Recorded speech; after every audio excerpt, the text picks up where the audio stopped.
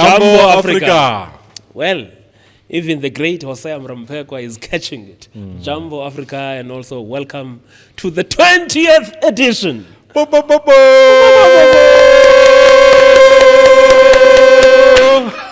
African Football Connect. Here we are connecting the African footballing space, and today I must say that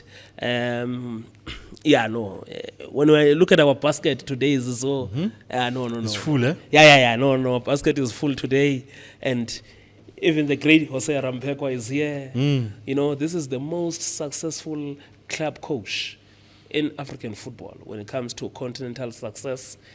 Now we're talking about an African coach before you go to Manuel Jose, but this is the man who's won 3 CAF Champions League titles, the premium club competition in football in Africa, and also he's been to the FIFA Club World Cup, won the bronze medal 2 times there. Hosea Ramphekwa is here. He will unpack what this book is about. The crybaby or misunderstood genius. And when we talk about Pitso Mosimane, and on my far right, but on the right wing. But I'm better here, man. As they call you, so Cooking, eh? Cooking, eh? No. And he can cook, eh? He can cook. You also see from his opinion pieces, he can cook as well. And then they cook me on social media also. So it's okay. He's still a journalist. One day you went to my province. You had to go and study journalism in my province. Yes. At Rhodes, eh? I studied at my province, Limpopo, University of Limpopo. Then I went to Rhodes to study also. One of the finest football writers in the country. But now he's concentrating more. And I see now, and you're going to, in fact, there's a story that you told us about that. I think now you're also venturing into the admin side, judging by what you will be doing. But today, you will be talking about this book of Pitso Mosimane. But if you don't know him, Hosea Ramphekwa, having worked for Pretoria News, having worked for a number of newspapers before, I think Daily Sun as well, and Sunday Sun. If you remember the book, even Coach Pitso used to talk about, Coach Ron used to talk about as well, gifted, haunted, and hunted. Gifted, hunted, and haunted. Now, no. We must give you your. We're honored to have you here. Yeah, it's such a pleasure for me to be here and to be with you, and also with Matlatsi. You guys are my brothers, so I feel very protected that you are on both my sides. So I look forward to having a great one. You know what? Before we get to the book, I just want us to put aside the issue of Banyana. I think from the reaction of the players, it definitely was bad. I haven't received a medical report yet, but from the players' side, it definitely looked really, really bad, because we had to calm them down. We had to make sure that they stay focused, and it was very difficult after that moment. But like I said, once I receive the medical report, we'll know how bad it is. When you have chances the way we had, especially the one from Noxie, before they scored, the one they didn't go over the line, I think that's really heartbreaking, if you, for a lack of a better word. But we showed today why we're the champions. We showed today 120 minutes. We didn't look like a team that had gone 120 minutes. We gave it as good as they gave it. And I think if you look at yesterday, that first couple of minutes was exchanges. Andili, I think, made a double save. But after that, we had the better chances. And we said it's going to come on one of those half chances that we had to take, and we didn't take it. And that kept them in the game as well. And then Jermaine had a chance. Hilda had a chance. Not getting the goalkeeper to make a save, and then Knox had a chance. I think it was after 70 minutes when she had that chance, and the ball goes over the line. Then there's no way that we're losing this game, but it keeps them in the game. And then I'll say a freakish goal, because everybody missed it, even the goalkeeper missed it. And those are chances that you can't defend really, or those are crosses that you can't defend really. And we said the crosses was going to come in, and they scored from one of them. I don't think, if you look at the performance, we deserve to lose today, but the team has to lose. No, I can't think you can say that. If you look over the results over the last couple of WAFCONs, I think we've had the better results against Nigeria. But as I said yesterday, results mean nothing. It only means that we can get over that line. And today we almost got over that line. Today we were a team that had less recovery. We traveled and then had a match day -1, whereas Nigeria had an extra day. Today we were a team that didn't look like we played 120 minutes. So big it's up to the conditioning coach there for getting them in the shape that they were.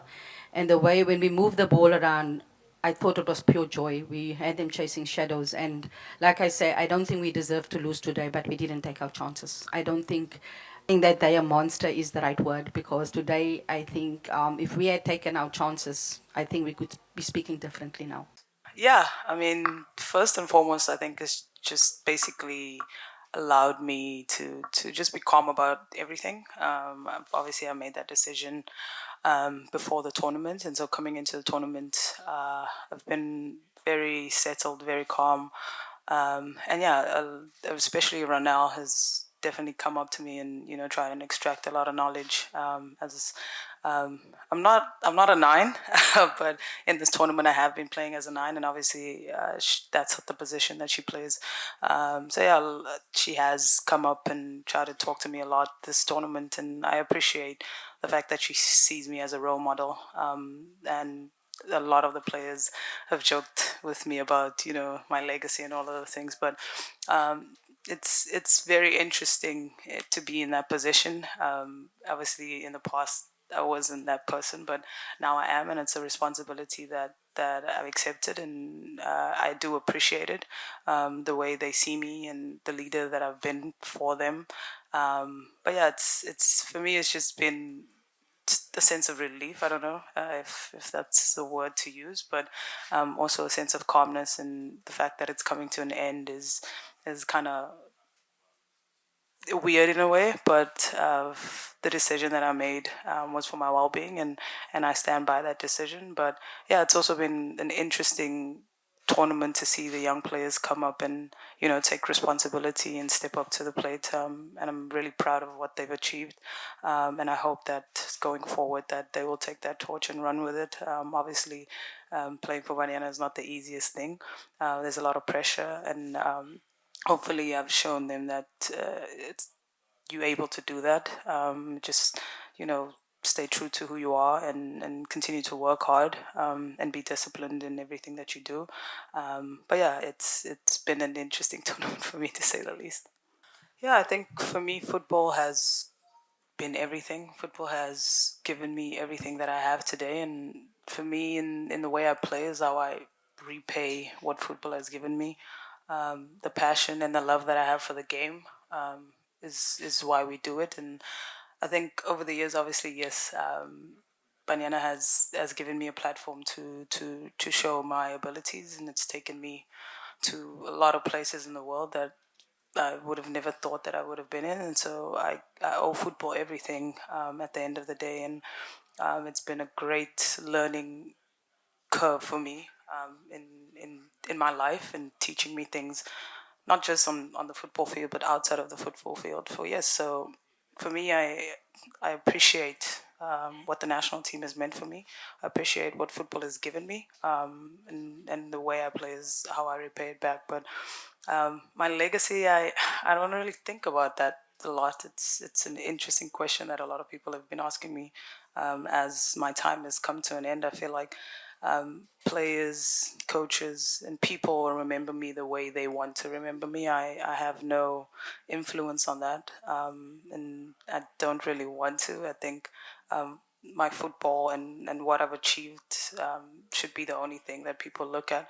And that should be how they remember me, but it's up to them. I think in South Africa, obviously, yes, I've been a great leader in the team. I've been um, someone that the country can count on when times are tough, and that's how a lot of people have looked at me. But yeah, I just want to thank everyone that has had an opportunity to just pour into me, into the player that I've become today and the person that I've become because of football, because it has really shaped my life for the better, and I'm so grateful for everything that it's brought me. That game yesterday, Zizo against Nigeria, what are your impressions? Because the first half, I was like, yo, Zambia got 5. Hey, and the way you look at it, it's just the missed chances. I think at some stage, they had about 5 shots on target and we had nothing. Yeah, I remember I was saying to someone in the build-up to the match that if we are pedestrian as we were in the semi-final, like in Senegal, Nigeria will beat us. And of course we were. I was not entirely impressed with the match. I think something was just missing from the national team from the first match up until last night. Obviously, the tournament is not finished. They still have to compete for third and fourth. There's 6 million rand still to play for. To play for, which will go a long way for the ladies, to a large extent to the federation. But coming back to last night's match, I think sometimes players do try their best when they are out there on the pitch, but it just doesn't click. And I don't know if maybe there are bigger issues in the camp. One of the other things that the mood has not been good. The body language is not good. Also, I think what countered against us was maybe Hilda Machaya not being fully fit. Yes. I remember watching her when they went to celebrate in the semi-finals. She was limping a little bit. Could see they forced her to play, but she was not quite there. The issue of the goalkeepers, maybe behind the scenes, may have been a bit of a problem. Yeah. Playing against Nigeria is always that thing between us and Nigeria, and also filter in what is happening in the country now with this issue of foreigners and all those kinds of things. So there was a lot riding on that match, but performance-wise, not the best of performances. And you will have to be honest, even as a South African, to say on the balance of play, Nigeria deserved to go through. We didn't deserve to go through. They were a better side on the day, and also I think Nigeria played much better football. Or tournament football. Yes, from definitely. the beginning. So psychologically, the Salgado incident. Yeah, that will take a lot on the players, and I'm quite happy with the TV people who are producing that match for not having showed us that horrific injury. Obviously, SAFA has not really came out to tell us what it is, but whatever it is, it looked like it was a very, very, very bad injury. We can only wish her well. They've just released a statement now that she had a successful operation down in Morocco. Let her come back. I'm a bit worried about the support she's going to receive when she gets here, because injuries like that are bad, career threatening. Are you saying that considering that we don't have a professional women's football space? I don't think her club will be able to cover the cost of rehabilitation. Maybe SAFA will. SAFA should. SAFA should. Even if there are good Samaritans out there, people with money, the process now going forward is going to be a long road. It's going to be a costly exercise. She's going to need the best experts that are out there in terms of injuries like that for her to come back. And I would love to see her coming back to play football again. Not so long ago, we had a terrible. I'm not saying it's the same because we don't know what is her injury, but we had a terrible incident with Bennett Parker, who sort of had a broken leg, and he came back and he played football because of the medical support that he got from the club. So I hope SAFA do the right thing, support her all the way. She's going to need a lot of assistance, and also the teammates. And you can also imagine even the Nigerian players, because they were on the field when that thing happened. These things can leave a scar in your mind if you've seen something horrific like that.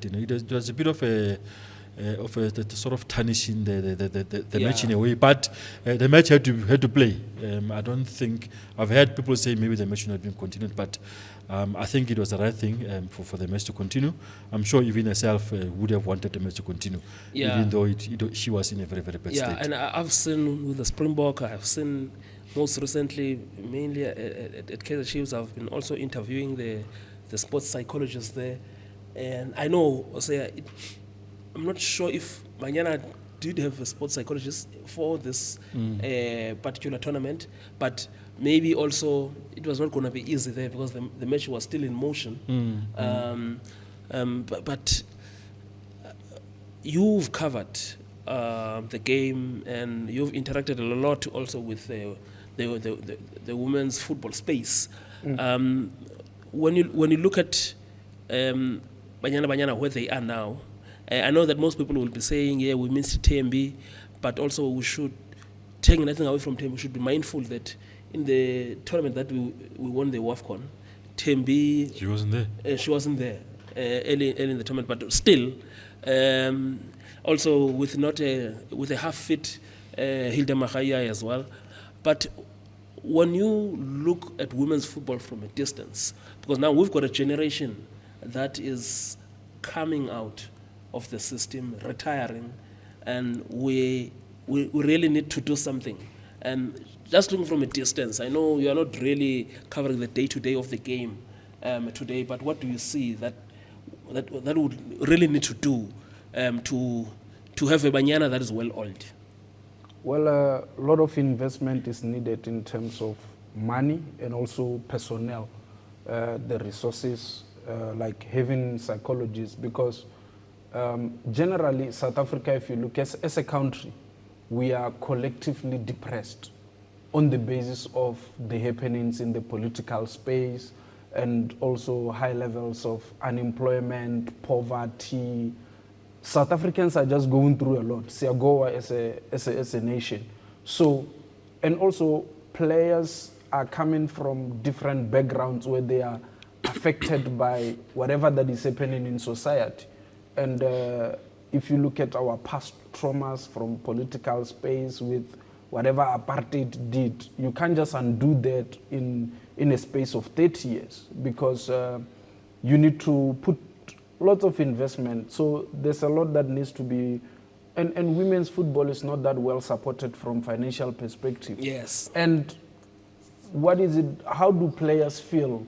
No, you look at the male counterparts, they are doing well, monies are paid on time, but also our association is, SAFA has really gone through a lot. Okay, continue. SAFA has really gone through a lot. Yeah, in terms of administration, are we giving the nation the best? You can't expect best performance when there are not enough resources that are really put in terms of, because if to have a psychologist, you need more than one in the camp, because you have to do one-on-one. Imagine you are dealing with 23 players and you are just one. This one lost a parent, this other one, there's, family has other things that are going on. So I get what you're saying. So maybe they might not have had that support because the psychologist was there for the World Cup. Yeah, Dr. Zebe. Yes. Yes, but I'm not sure now. No, I don't think she was there because I saw her in Limpopo. On social media doing other things. Yes. But we need more of those in the game because top teams in the world, they have this kind of resources in terms of personnel. There's a point that we discussed here recently here on the African Football Connect, and it was around the women's football space and talking about not just the support, but even us as journalists. I've seen a senior journalist like him going to cover Banyana many times, and I've been there myself as well. But generally, when I look, and this is an important topic for me because it was my research topic. Yes, sir. At Wits when I was doing my honors about how the lack of media coverage of women's football or Banyana per se is also affecting gender pay parity. Yes. And one of the things one of my supervisors was also saying was that if there is no coverage, then you're not going to have more sponsors because sponsors are all about the numbers. And And it's interesting.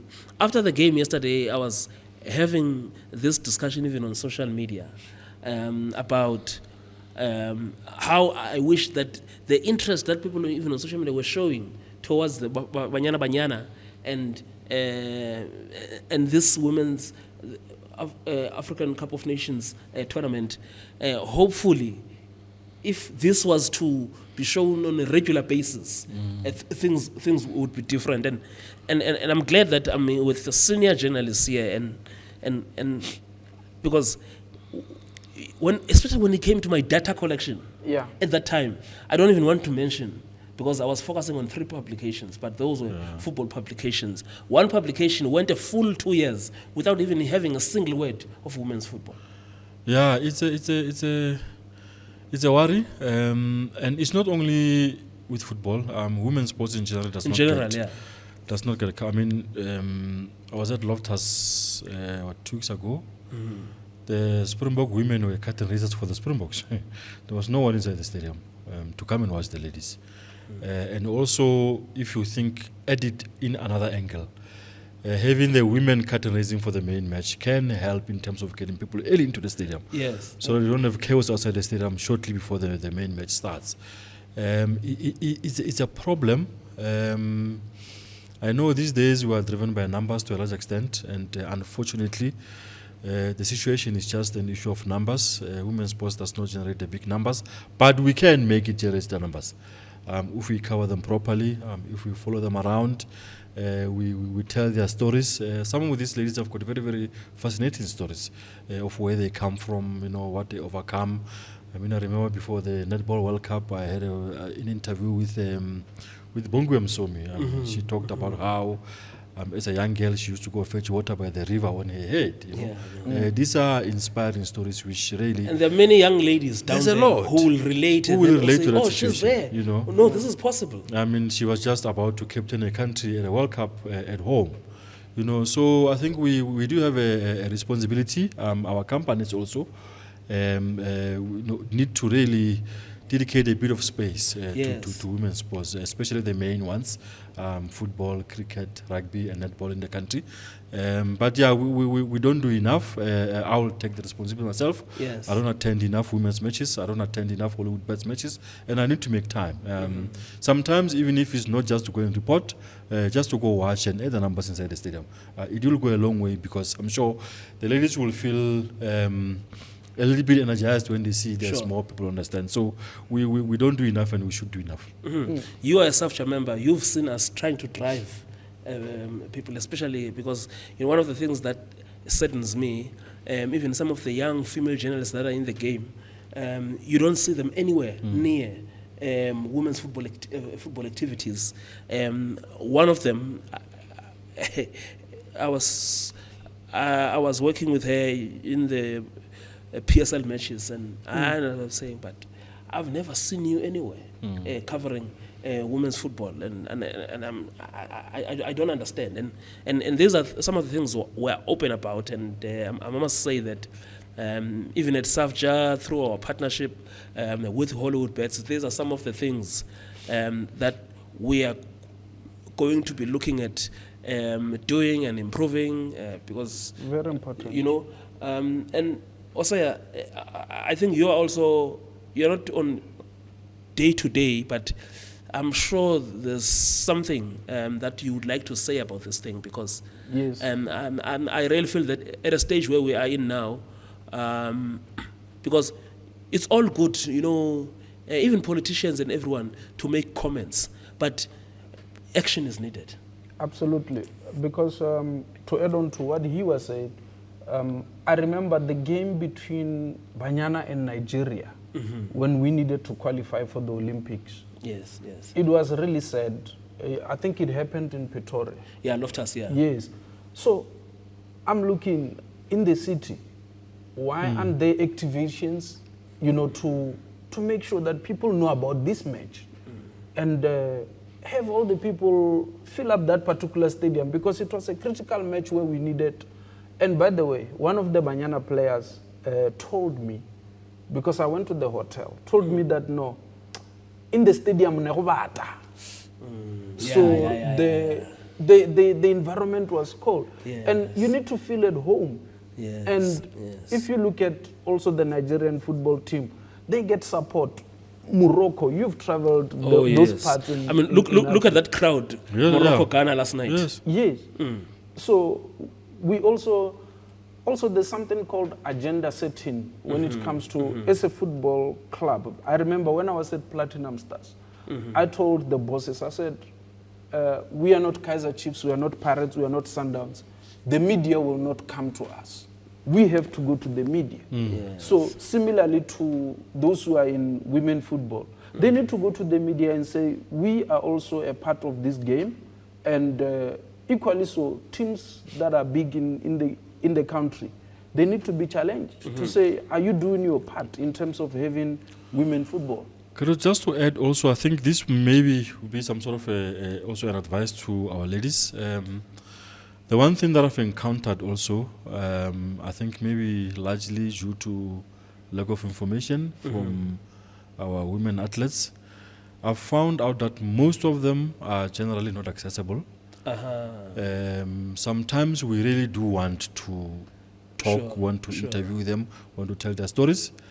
But most of them, especially the so-called the elite ones, the big ones, you find challenges. You find people who are gatekeeping them, agents and managers and all these other people who make it difficult for you to get to them.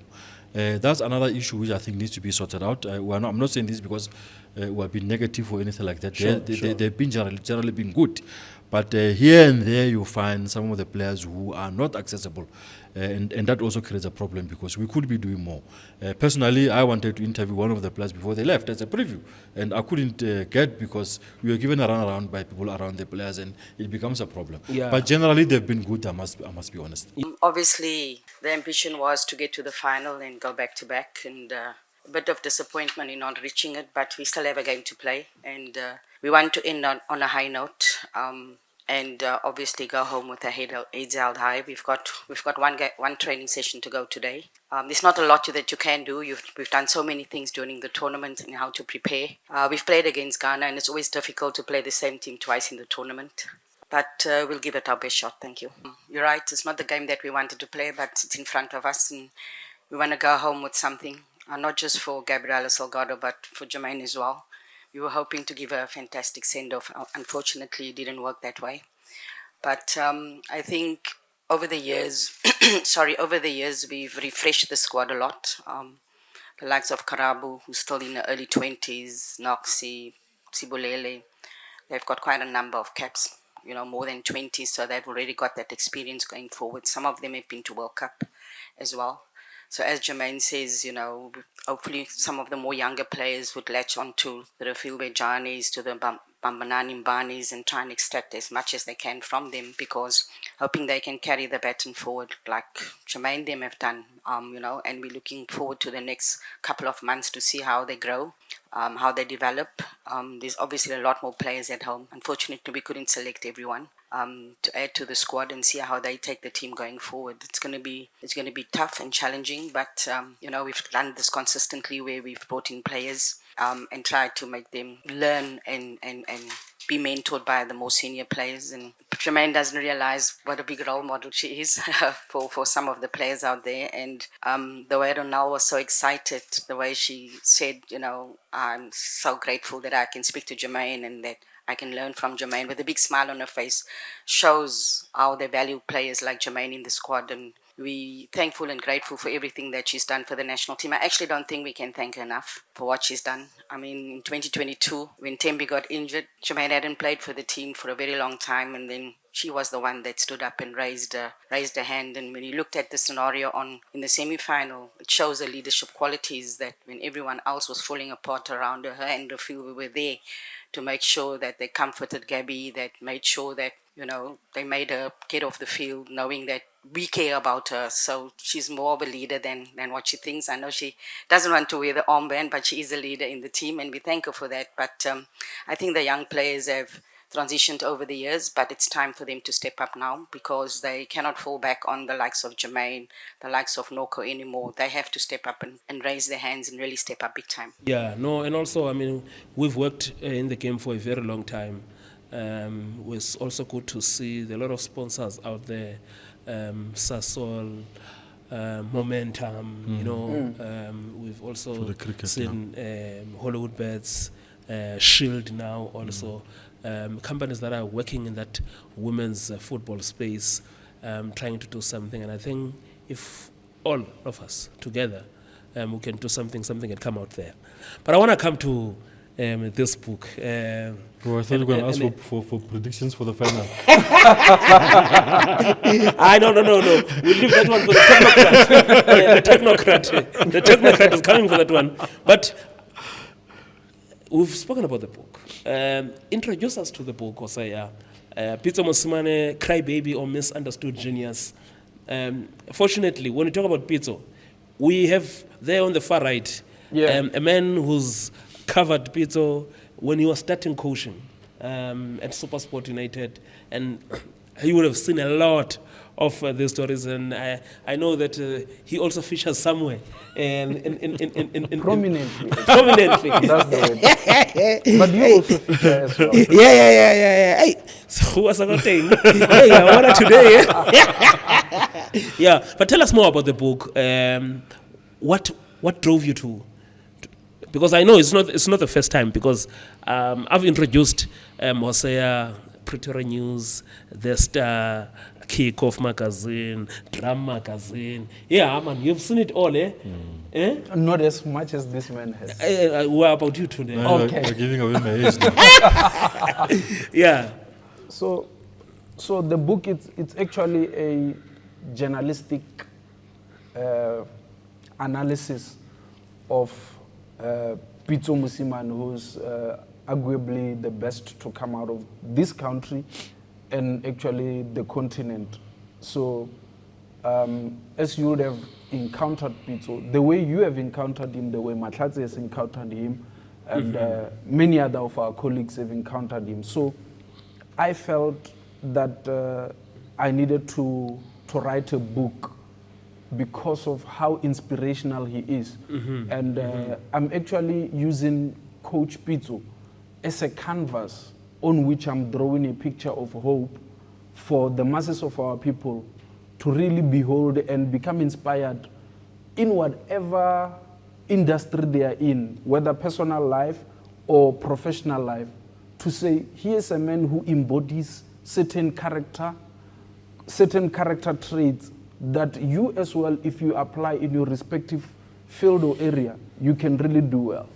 So, because in South Africa, we do need to do better as a nation and also as individuals. So, a character like Coach Pitso Mosimane, it's a great person who has done so well for himself. And despite all the challenges that he has faced, I mean, him actually going all over Africa looking for talent and going all over the world, even Europe, to actually empower himself in terms of the coaching thing.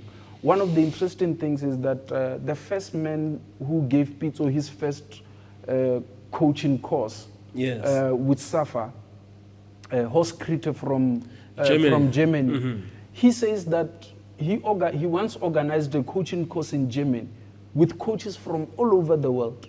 And guess who was number one out of that particular class? The one and only Pitso Mosimane. Wow. A South African who went there and did way better than almost everyone. And interestingly... So he's got DFB, he's got KNVP. Yes.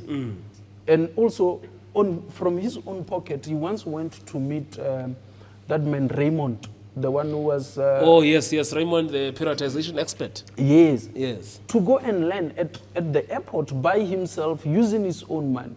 It says a lot, somebody who puts so much investment in their craft. And these are some of the things that I bring out in the book, which may not really, some of the people may not be privy to say, if Pitso did it, you can also did it. and of course, we are talking about also the only South African to possess the KEF Pro license today. Yeah, but you've got 12 chapters. In fact, 13 chapters. Not 13. About 19. 19 Yo. chapters. No. We're not going to go through everything now. I think we must schedule for you to also. We'll see when we have to come back again, because one of the things would really like to see you doing here is to see how we can also use this book to inspire young journalists. Yes. To whether we do it even through SAFJA or whether we do it through even African Football Connect, but also, as you've said, that this is a book that is also even interesting young coaches. Yes. Very, very important, because we need to learn, and knowledge is cumulative. You have to accumulate knowledge through processes, and also our people, such a book, as I said, that I'm writing this book on Pitso, to actually communicate a message to the nation, to say we need to become better and better. Do you know how highly regarded Pitso is all over the world? And he couldn't even walk when he was doing television work in Egypt while coaching Mamelodi Sundowns. That's how revered and respected he was. And just Al-Ahly having him.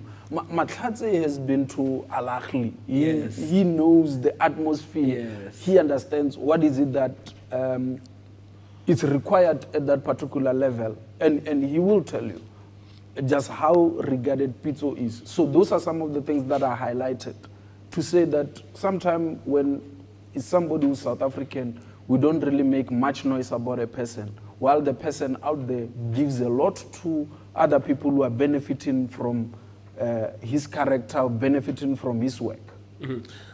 So the first chapter here is on the men who brought Pitso to SuperSport United. Yes.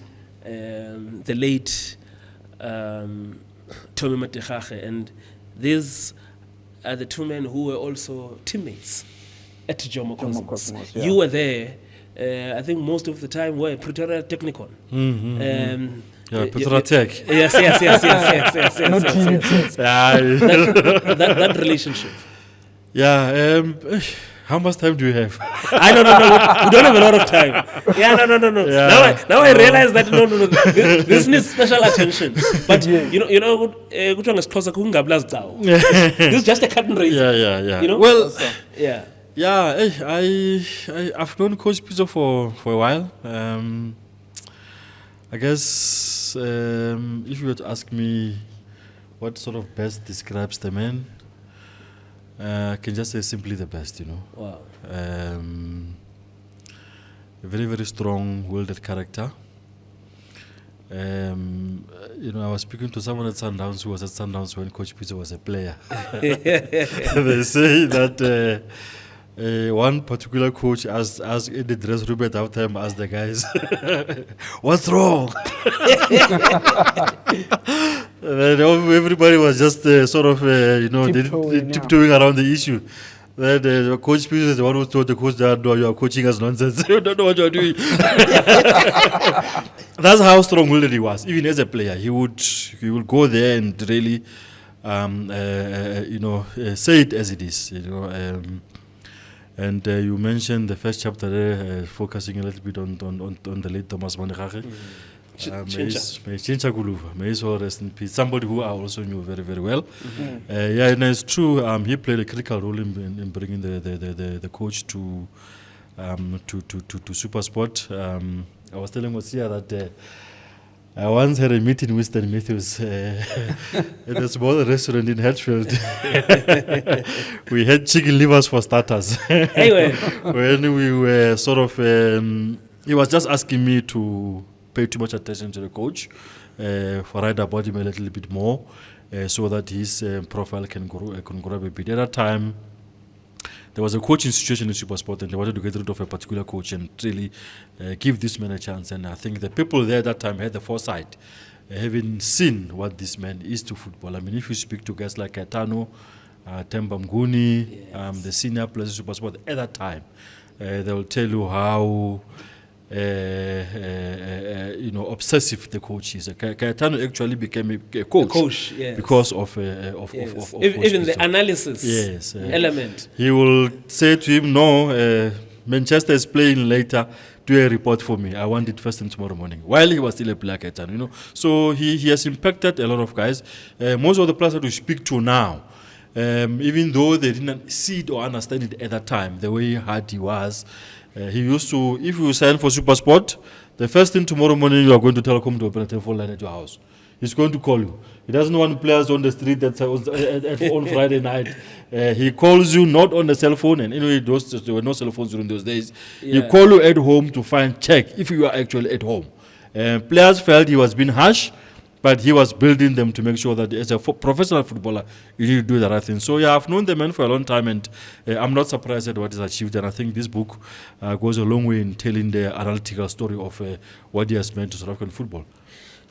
But if there's one thing that has always fascinated me about this relationship between Coach Pitso and the late is even during his arrival, I've always had, even during interviews, when we do interviews, I've also interviewed Tate Kulusbia before, is how, and this is where you really need friends and people with a big heart. And because Tommy said, no, not me, I've got someone.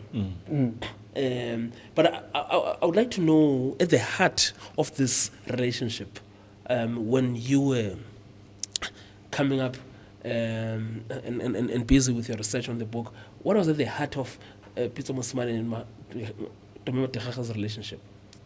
Well, interestingly, when you look at both their personalities, yes.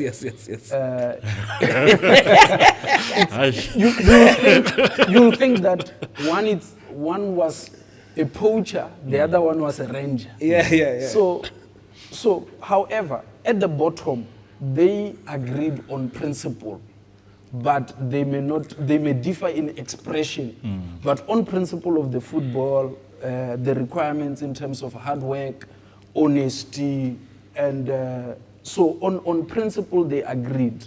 But also it says a lot about the two, because Tommy understood, even though he was a reserved person, he understood that actually, because he knew Pitso and understood Pitso's heart, and understood, because with Coach Pitso, they being a volatile character, but he's at the bottom of that, it's actually a deep passion for wanting to win.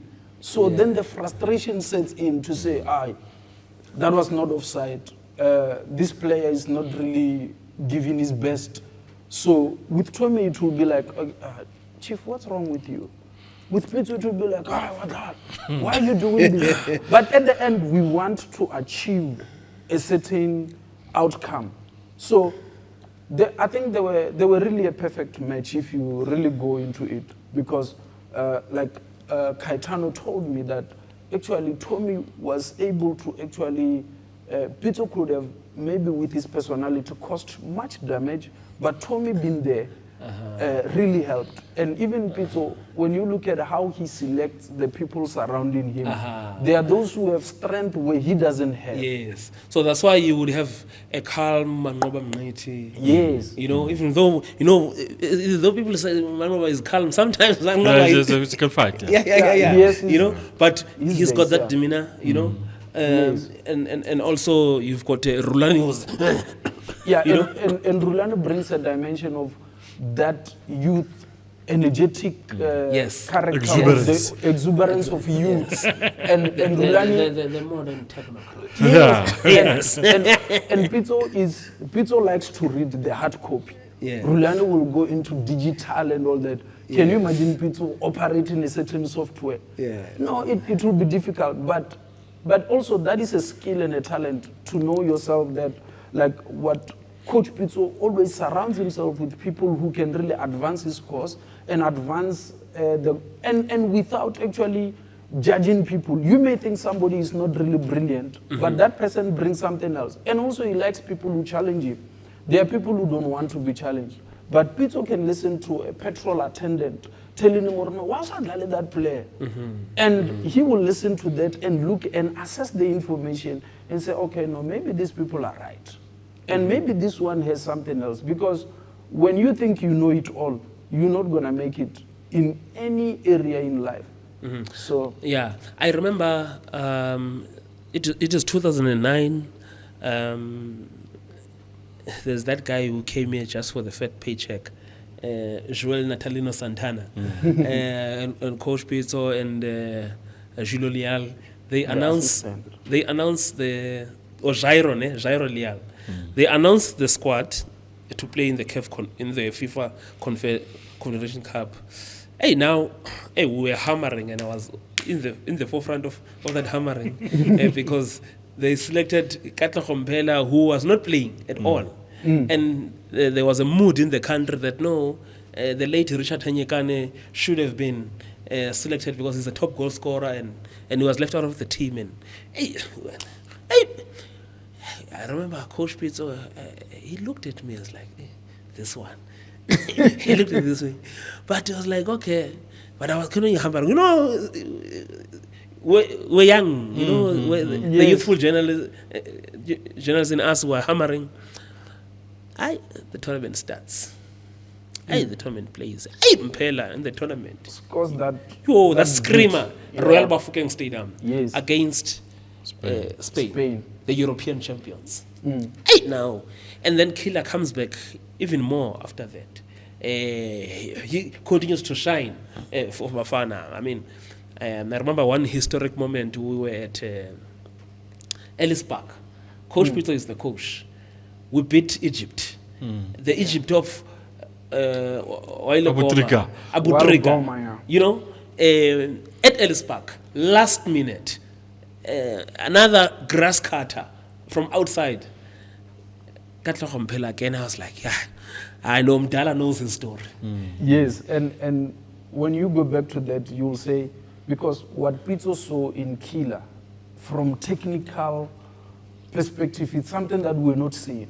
And actually, I had an interview with Killer. Actually, I do have a chapter on Killer. The favorite son. Yeah, the favorite son. So Killer will say that actually even before, when he was an unknown entity. Before he went to France, yes. No, when he was in France. Oh, when he was in France, yeah. Pitso called him and said, come back here and play real football. He says, what are you doing? He was at Strasbourg, no? Yes. And actually they just met at a hotel lobby by accident. And Pitso says, what are you doing there in Europe? Come here and play real football. And Killer will tell that from tactical perspective, Pitso, the way he was telling him in terms of positioning, and even when towards the end of his time at Sundowns, Killer says that Pitso used to tell him, say, Chief, I want to play you, but you are not giving me this. Right now, even Messi, he will show him clips and say, look, Messi is doing what I'm asking you to do. But back then, Killer had so many injuries towards the end. But he says that now I realize that actually what this man really meant. Because everyone thought Killer was Pitso's favorite. But if Killer is not pulling his weight in training, Pitso will hammer him in front of everyone. And actually he does that in front of, in terms of any other player. So, which says a lot about Coach Pitso, what he has seen in terms of South African footballers, because he's one of the few coaches who can get the best out of South African footballers. Because of him having been a player, he also understands that the conditions, socially, economically, and all that of the players in the country, to say, okay, this guy is doing this, and he knows when players are trying to dribble him, he will tell you in terms of discipline, because discipline is the biggest problem that South African footballers have. The best of the players that we have, they have an issue of discipline. Pitso introduced having breathalyzers at Sundowns. So that, and then he said that in Egypt, and we know the victims, eh? Yes. So and the culprits. So when somebody, because with South African players, you really have to be strong. Caetano did mention that, to say, with Pitso at SuperSport, he chased a lot of players away. And some of them were talented, but they never made it because discipline has always been an issue. And players will rock up with new cars and will say, no, take the car back. You do not afford. And they thought that... And Tico has said that.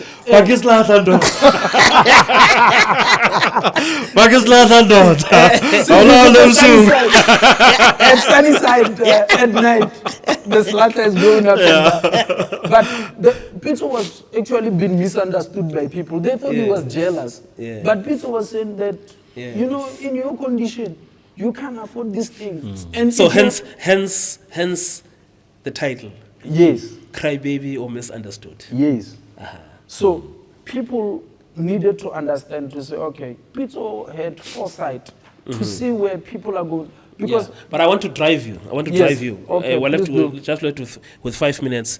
I think I have an idea. We really need to do this differently. Yes, and I think because in our generation, you've done something that many have not done.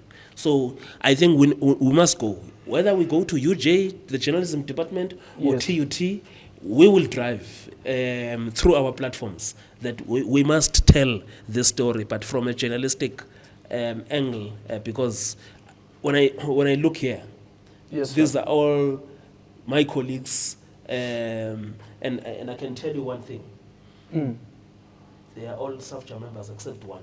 Yes, you know, so we need to own this story of Hose Ramphekwa's book on Pitso Mosimane. But just two things quickly in 5 minutes, because also this is an African football connect platform. What the chapter 13 on Mosimane's tactical blueprint, what is contained there? Yes. So one of the things was to look at the tactics of Pitso. Because I also did read books on the likes of Sir Alex Ferguson, Pep Guardiola, you know, to understand actually what is their tactics or tactical approach when it comes to the football. And so when you notice someone like Coach Pitso, part of the tactics there is not only on when he's out there shouting or giving instruction and so on. Part of the things, it actually starts with simple things like the grass. So Pitso prefers the grass to be cut at a certain length, and that speaks to his the type of football that he wants to play. That's why he had issues with you know, the grass at Lucas Moripe at some point, to say no, it's not cut well, it affects the players, it's too heavy, it's spongy and all that. So that is also a tactic. By the way, one of the tactics, when they played teams from North Africa, the game will be at 3 p.m. at Lucas Moripe. And guess what? The sun can actually unleash its rays. And it's Ramadan. Yes. and then if you go to Loftus, it's a bit cooler. So that will actually be to the advantage. And then when it's teams from SADC and other parts of Africa, they water the pitch. And people are falling all over the pitch. So those are the tactics. And also, Pitso will have altercations with coaches from other teams. Because he knows, okay, this coach has a certain temperament. If you say things to him, he's going to be responding. And when he's responding, he loses track of the game. Those are tactics. He will tell players. Do you know that one of the tactics that he uses, he can suggest to a coach which players to play from the opposition. He said he'll go into the media, then praise the likes of from Chiefs. He'll praise players like Katsande, Extend, and then guess what? I have seen that. He tells Trompo and Bongani Zumbi, he says, no, these ones, don't worry. This is how we're gonna. So, and by the way, when he came against Mohsen Etugral, he goes to the media and praises Mohsen. He said, no, Mohsen will not pack the bus. He's a top coach. And then Mohsen actually will play open game. And Pitso will go and hammer the man. Those are tactical brilliances. And him going out to fight for players during the Arendse saga, Matlatsi covered that. You were also there. And he goes there and then he starts saying things about Orlando Pirates and about the PSL. Yes. And then he's The league will go where it's supposed to go. Yeah, no, this league, no, we won't be excited about this one. And then, it's part of the tactics. And people in the DC, how do you really make a judgment? But this is brilliant. Because you need to have tactics even at work. You need to know when to speak, when to say. But Pitso knows because he's also a fighter. Yes. At the bottom, Pitso is a fighter. Yes. So anything or anyone who stands on the way of Pitso, either whether you're a journalist, Matlatso will tell you of his run-ins with him. You have, I've just said. There's another run-in I had with him. Yes. It's there on chapter 12. Yes. And with those things, because anyone who stands on the way of Pitso in winning must be prepared to fight the man. He will fight you, whether you are the president or you are even a ball boy. Pitso will fight you because he wants to win. And that is something for us to learn from, to say, we have to actually want to win in everything that we do. And it helps you to really put in the work. And we need to get working as South Africans. Or actually even Africans because of the historical injustices that we have experienced. No. You know what?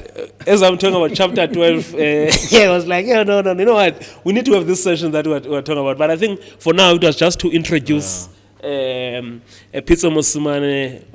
Is he a crybaby or just misunderstood a genius? Hose Ramphekwa, not your ordinary scribe, we must say, an author of Gifted, Hunted and Haunted. And that's the book that most people always want to refer to. And I think as one of us, we are proud that you've came up with a book like this. Definitely. No, thanks so much. And also the support that you have given directly, indirectly, as brothers. Like you say, we need to be united as a people, because I'll tell you, as a youngster, I came through and I knew that Matlatso will drive me home. It doesn't matter the time of the night. And having someone like you, I know that, okay, if I need, I'll miss a press conference, I'll call you, you'll give me full, the audio, and I'll sure be able. So no man makes it as an individual, and I'm really grateful. We've had many long nights. We've been in Dola. On the way to the 2016 CAF Champions League title. Remember the trip in Dola? With the late Tulani Tuswa. And actually, the book is dedicated to Tuswa. He played a significant role in giving me information, about Coach Pitso, because he worked with him closely. And so many other people who contributed to the book. So when did you start writing this book? 2018. Wow. And then it comes out 2025. Wow. And I've had to change certain chapters in the book. And other chapters, the editors went like, nah, we're not having this one. You know what? We save more for the special platform we're coming up with. Gentlemen, thanks for having me. Such a pleasure. Yes. Awesome. Well, we had to do that quick substitution, and in comes, for the first time in a very long time here, the SD at Chippa United Sporting Director, Sinesipho Mali. We know him previously with Kaizer Chiefs, Skokuna United, now back at Chippa United, and obviously still Bafana Bafana performance analyst, Sinesipho Mali. We're happy to have you here, SD. We can see you are cooking. You're cooking at Kabeka.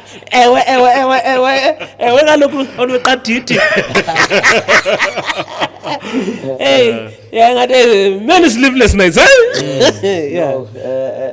good day to the viewers at home, and thank you for having me. It's good to be back here. And, it's been of course very interesting last six or so weeks of my life. The new chapter of my career. As a sporting director at the club, and I'm enjoying the experience. It's easier when you have prepared yourself for the opportunity, you know, and most importantly, when you have got the right guidance in terms of the support and mentorship, people to guide you with the process. So yeah, it's really an exciting job. Yes, it's challenging, but this is exactly why I'm a sporting director, is to be able to see an opportunity inside a challenge. I'll leave it to Zizo because I think maybe there are a lot of things that he would have observed that you've been up to. Yeah, I guess for me also, maybe as a startup, just what do you find the most challenging going into a new portfolio, so to speak? Yeah, look, it's every day there's a challenge. Every day there's a problem, and literally you realize that when people see you, and I'll make an example today. I was laughing when I joined the team for lunch, and one of the logistics managers, they probably don't even realize they didn't see me the whole day. And the first thing they said to me, SD, we've got a problem. I said, that a new way of greeting me. So that is always the case. But like I said, I enjoy it. I love it. I love the challenges. I think I really love the problems, because it's always, I look at every problem and challenge I face, I look at it as an opportunity to come with a solution. It's always mind-provoking to say, what solution are you going to come with? How are you going to manage situations, expectations, problems, and resolve them? And you realize that now, actually, when there's a problem, you can't look behind to anybody. No, it's you. The solutions lie with you. You know, so yeah, it's really been an interesting one, you know. But of course, I think for me, the most interesting challenge for me is always how to deal with different departments. You know, from kids, and you think you resolve the kid matter, there's a medical problem, and when you think, okay, medical team is happy, there's a coaching problem. When you think, okay, these guys are okay, you know. Another player says he wants data. It's another thing about the transfer, it's the movements, and all these dynamic contracts, and all these things. But yeah, it's an interesting challenge that I'm enjoying. So I want to come into the technical space, because right now we are what? For yourselves, 2 weeks before, 2-3 weeks before your opening league game, and in periodization principles, we are on cycle 2 of week 4 of our preparations. And it's also a very interesting, I must say, opening fixture that you have. But I understand the current phase that you're in now, wrapping up. Because I remember when Coach KK, I don't know if it was Coach KK, but when he was down there, he was like, in Gabeja, you can only play against one team, hybrid. Hybrid. How important is this camp that you have here? I mean, I was looking, even your first friendly match was against Zambian champions. Yes. No, very important. And the pre-season has got different phases, of course. So the first phase of pre-season, which is probably the first week or 2 weeks, is obviously where you are focused on getting the team to get this foundation from a conditioning perspective, you know. But because modern football is where it is today, so none of these things are isolated. So it's no longer you see players running with the ball. Our first day of preseason already, the players will play and they will with the ball. So because we are not preparing people for marathon, we're preparing people for football. So of course, then what then becomes important is how to integrate all these factors of performance to prepare the team.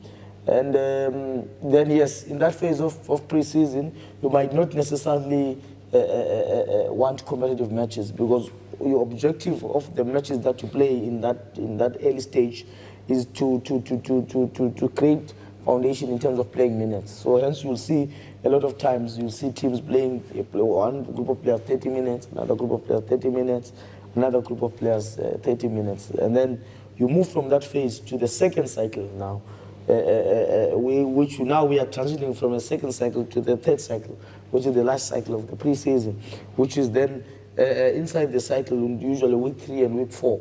Then you start a little bit with the competitiveness now, because you've built a little bit of a foundation. Players are moving from 30 minutes in terms of ability to maintain quality of football actions to 45 minutes ability to maintain football actions. Maybe then they move from 45 minutes to 60 minutes.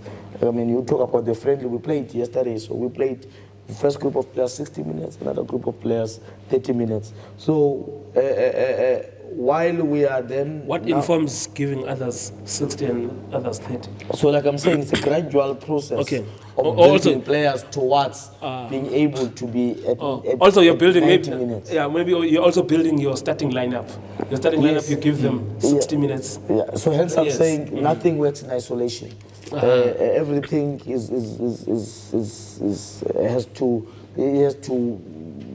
everything has to mirror each other.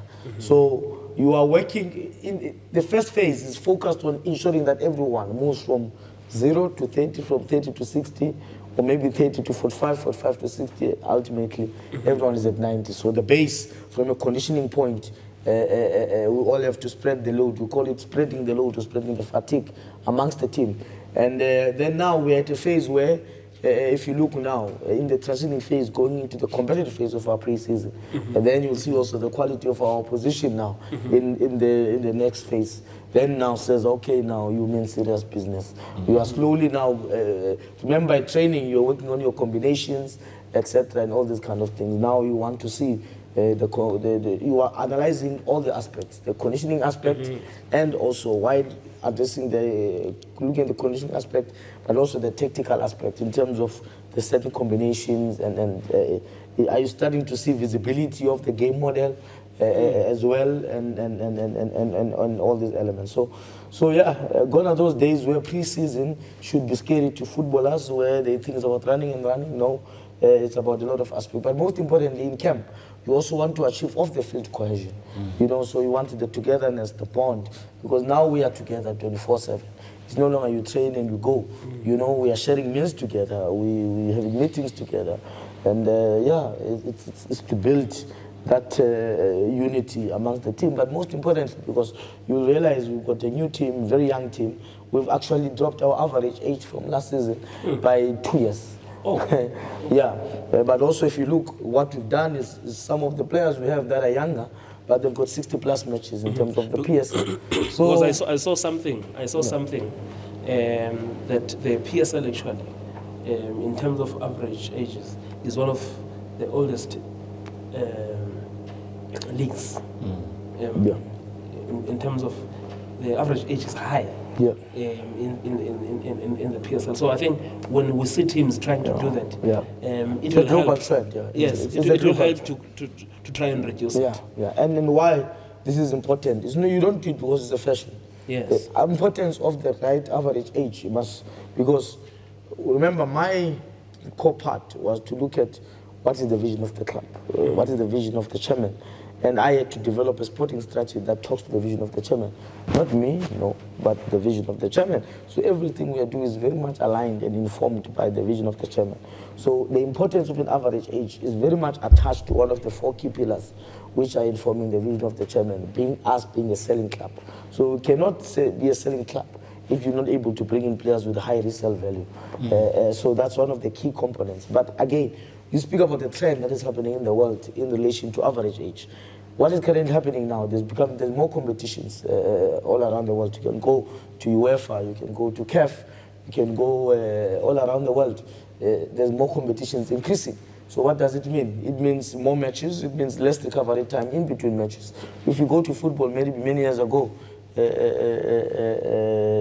you see a team playing Saturday to Saturday, Saturday to Sunday. Now it's increasing.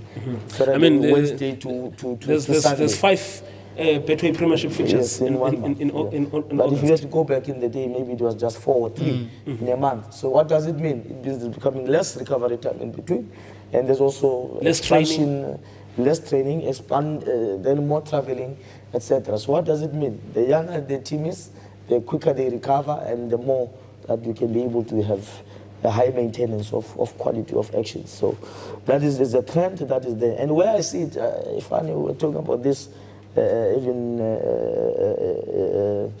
in camp, is that I see football being not the ending because of the influence of TV when it comes to football. Football brings so much revenue to TV. And this is again another component of sports director, which is the commercial and the business. Because football brings so much money into TV, football channels have analyzed and realized the dropping of viewership when the football season is over.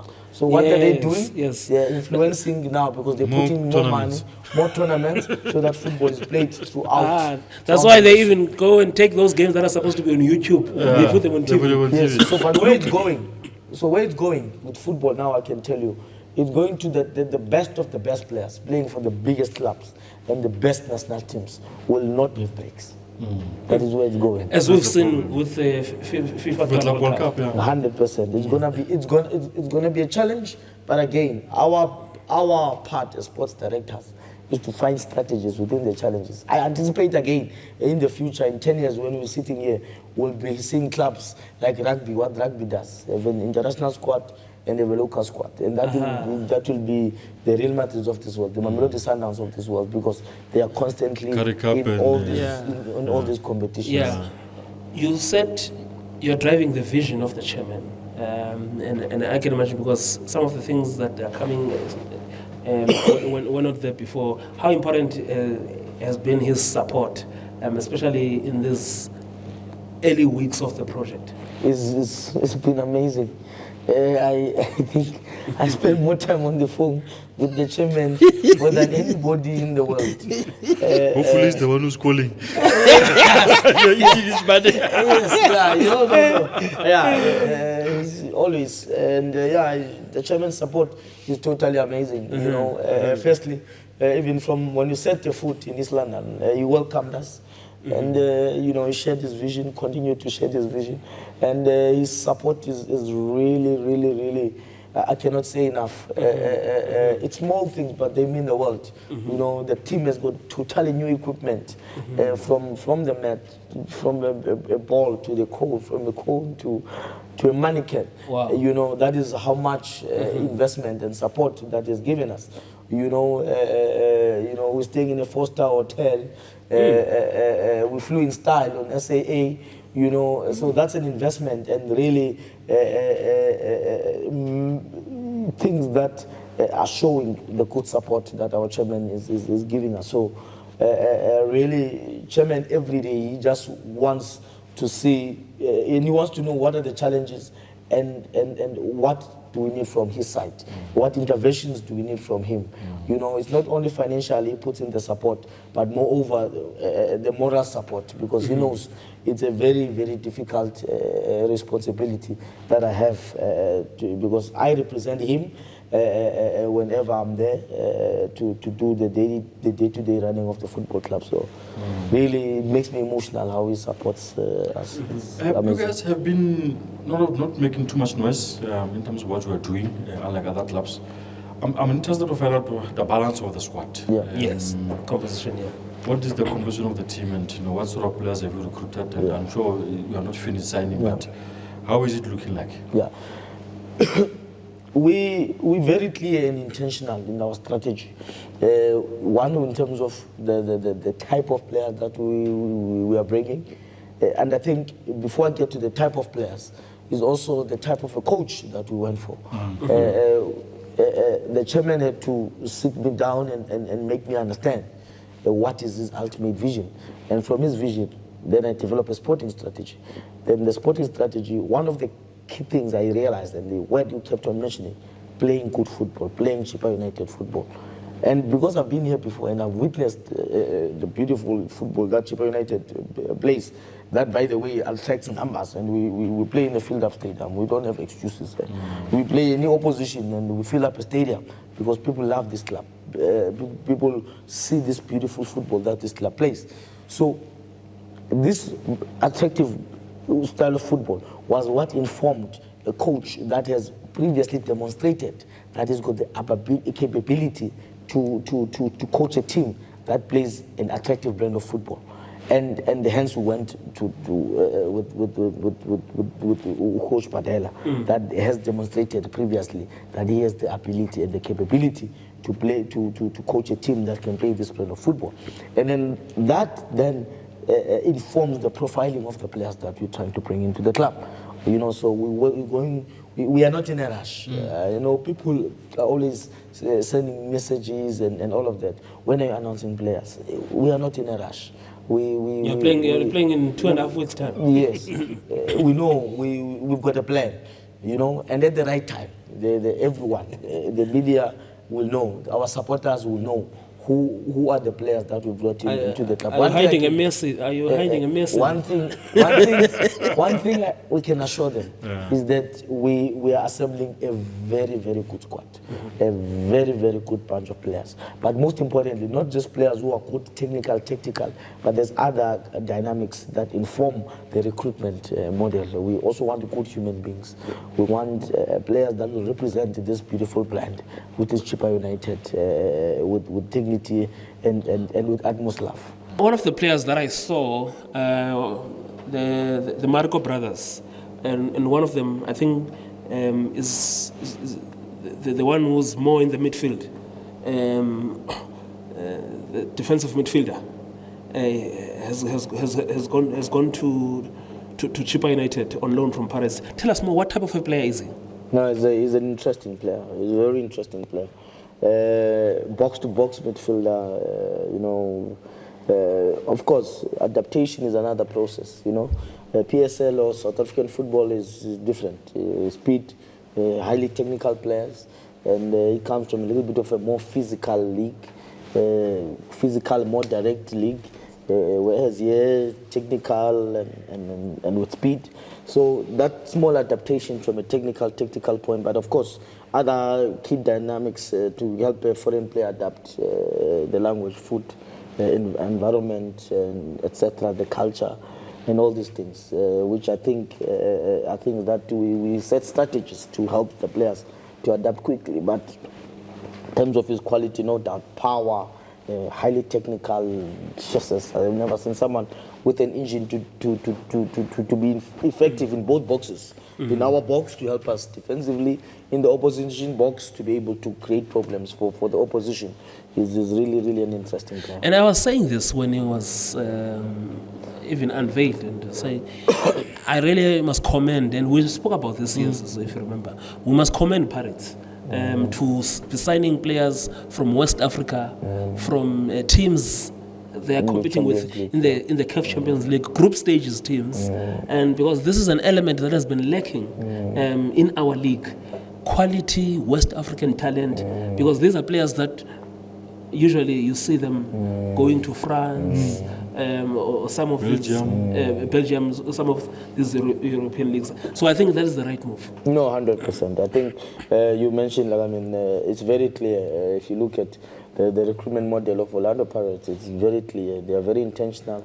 They've got a specific profile they are going for, and they are putting a serious investment behind their squad in all departments. Now, you can really see in terms of the players they are going for that this is a Champions League club. They've got no time for games anymore. They are intentional, and I think they're really, really going to do well. Yeah, they are teasing you. Paris Light. Yeah, people need to read a little bit more about trends in terms of international football. You know, I think I will just leave it at that. Relations with and clubs, alignment. And alignment of sometimes alignment of strategies, alignment of direction, it's alignment of many other aspects around football clubs. It's always been there. You know, there's many examples all around the world. But Sundowns has got tax. Exactly. You know, so it's how they look at it. Okay, it's Penta. I'm not in that space. That's true. Yeah. Now, stadiums. There's been when we are not at Nelson Mandela, some of the venues that we've played at, maybe not one of the best. That must be an area which you really want to nail down.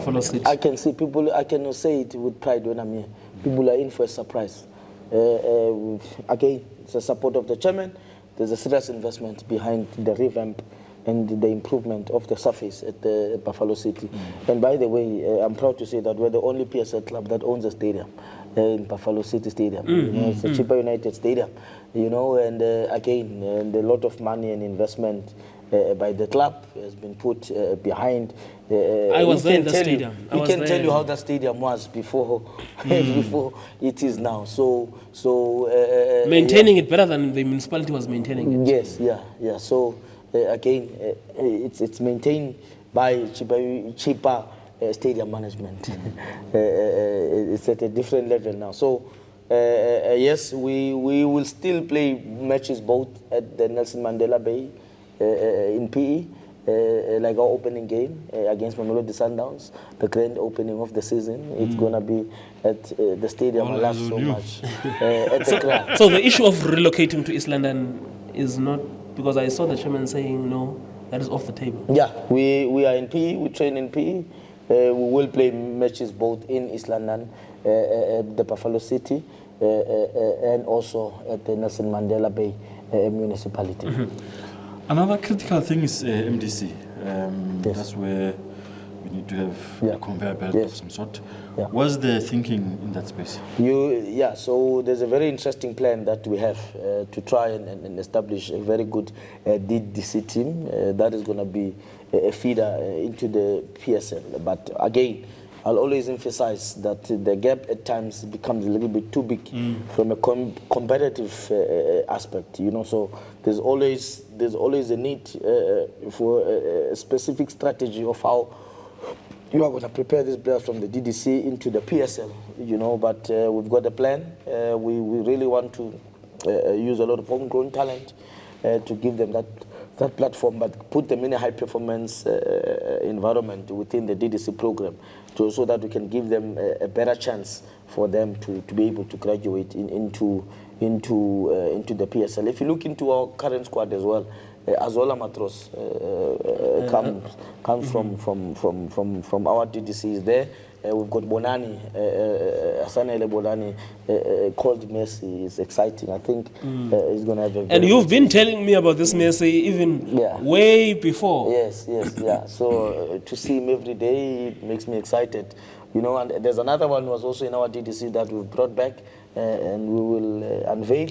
So our DDC has done fairly well to produce, you know, and the plan and the idea is to continue with that, to give an opportunity to more homegrown talent so that we can put them in a program that can give them a chance to step into the PSL team. Coach?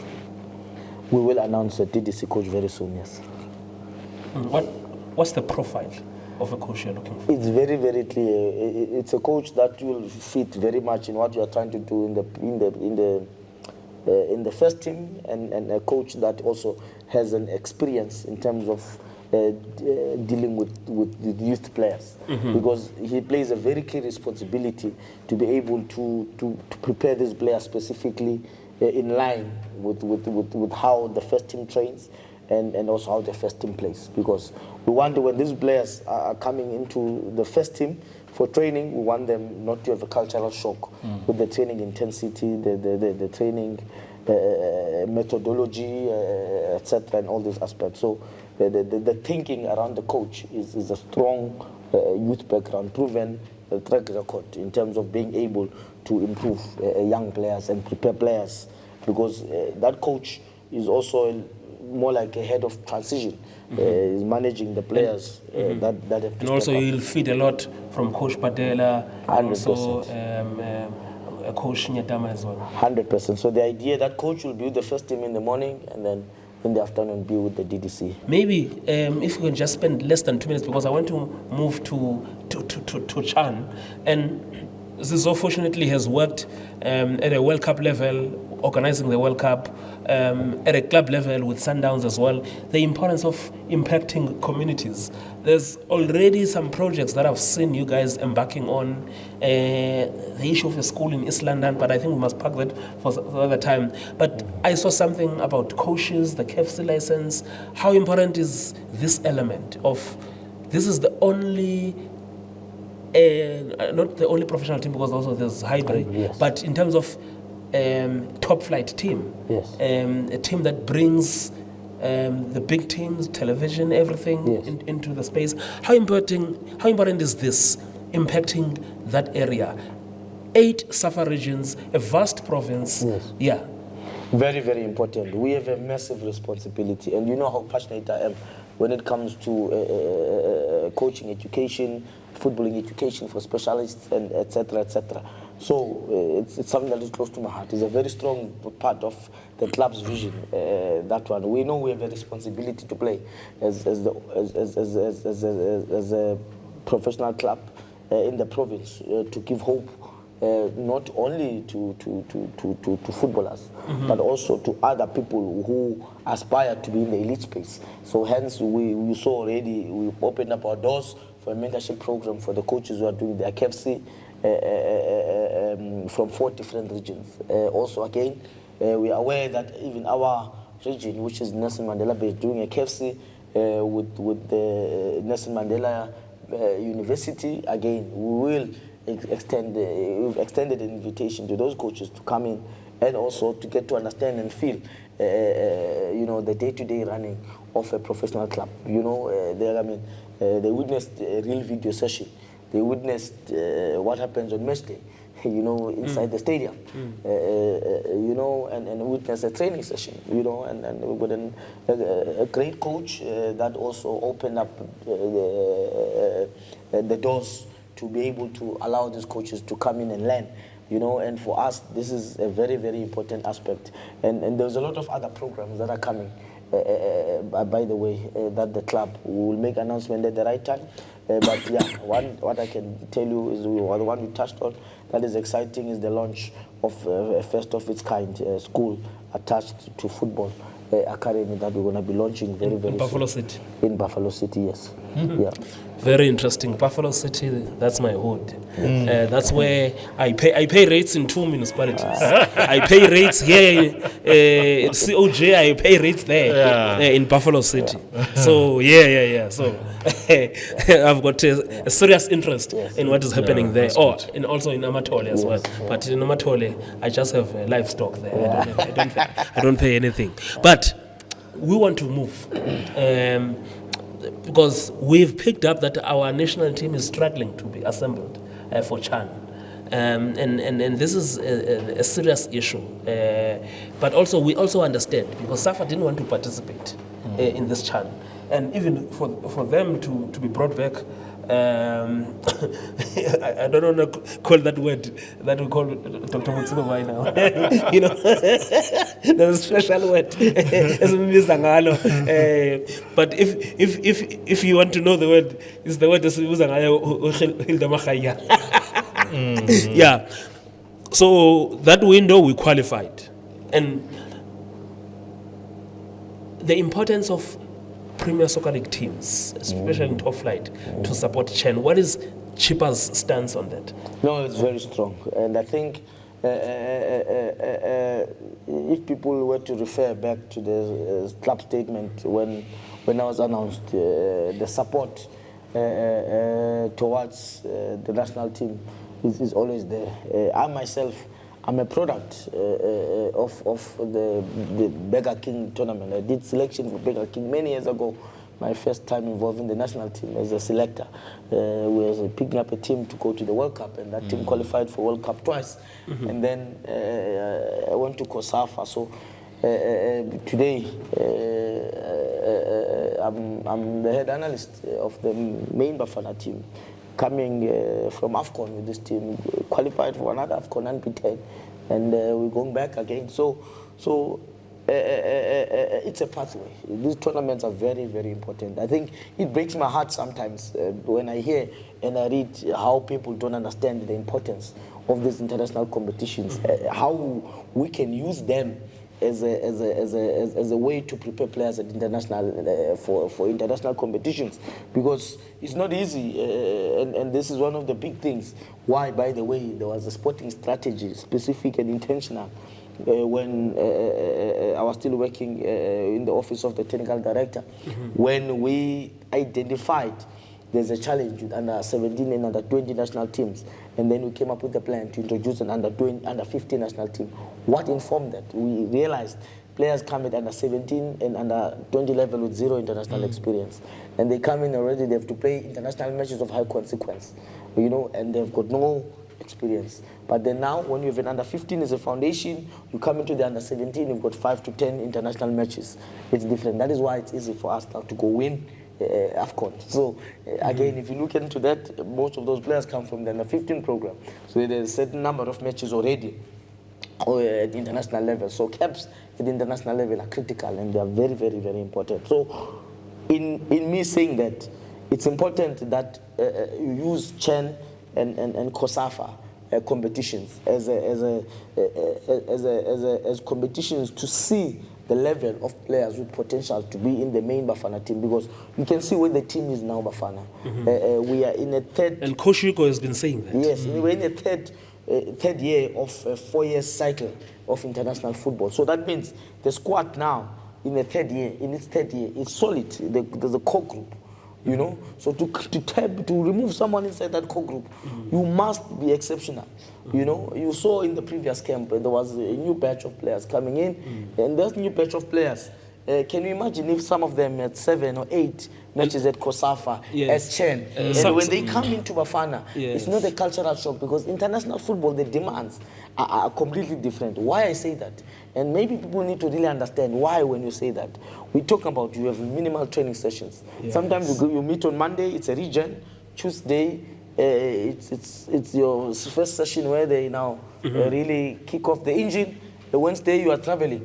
Thursday is match day -1 is tactical. Friday you are playing a match. So those dynamics, there's not a lot of time to work on tactical things like in a club. We talk about now earlier pre-season. We talk about nice phases, 6 weeks. You don't have that in the national team. Sure. This competition.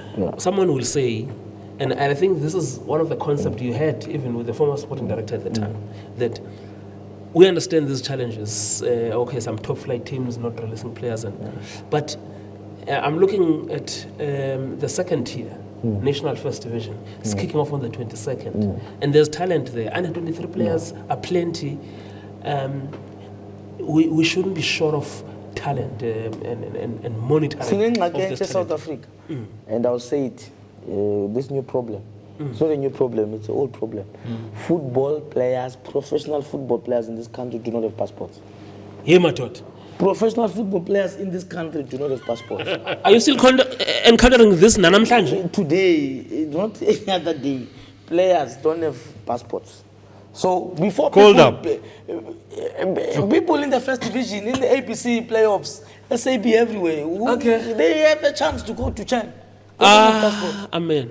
So you blame the federation. They don't have passports. People must go to passports. So how many players Chippa United is sending to CHAN?